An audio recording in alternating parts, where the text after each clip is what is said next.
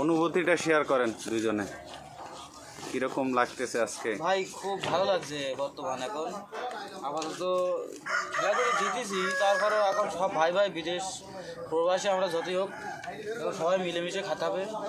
আপাতত এখানে 250 লোকের আয়োজন করা হয়েছে। এখন আল্লাহর কাছে দোয়া করি যেন সবাই বিসমিল্লাহ বলে খাই, যেন সবাই যেন পাই, এটাই দোয়া করি। ঠিক আছে, যেন বরকতটা হয় আমাদের। আপনারাও দোয়া করেন যাতে আমরা বাজাতে পারি। কালকে তো খেলা দেখছেন, লাইভে ছিল, সেই খেলায় আমরা জিতেছি।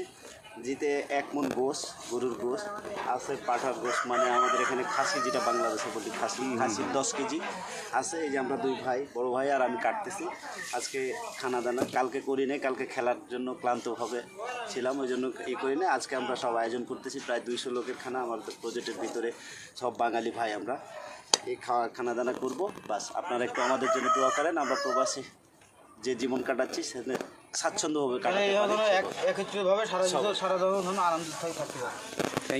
Thank you. ধন্যবাদ সবাইকে।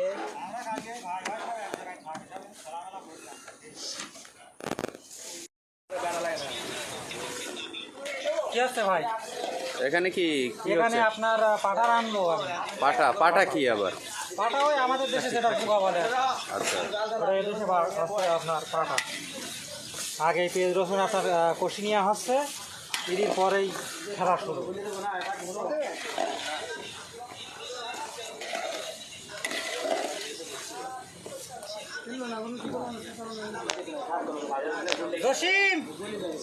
জসিম আমার জিরে লাগবে, জিরে। আপনারা ভিডিও দেখার পাশাপাশি একটি লাইক কিংবা একটি কমেন্টস করেন, যাতে অন্তত আমি আপনাদেরকে খুঁজে পাই।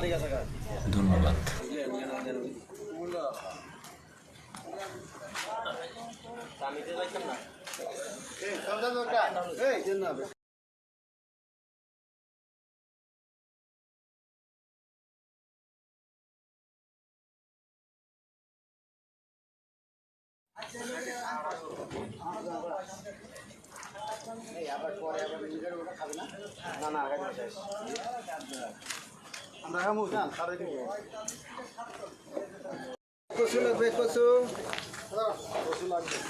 এখন আমাদের শসা কাটা হইতেছে, বরিশালে মনু শসা কাটতে আছে।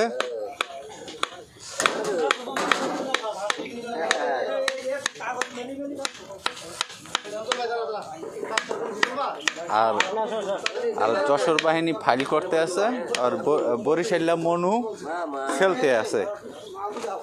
মনু একটু ভালো করে ছিল।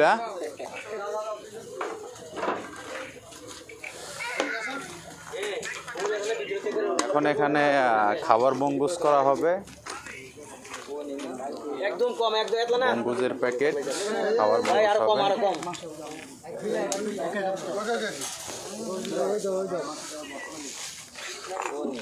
একটা চাল দেন সুন্দর করে।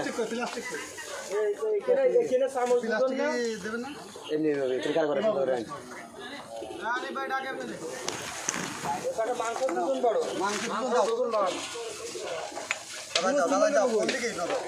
চাল সেটা তো ভালো হবে না।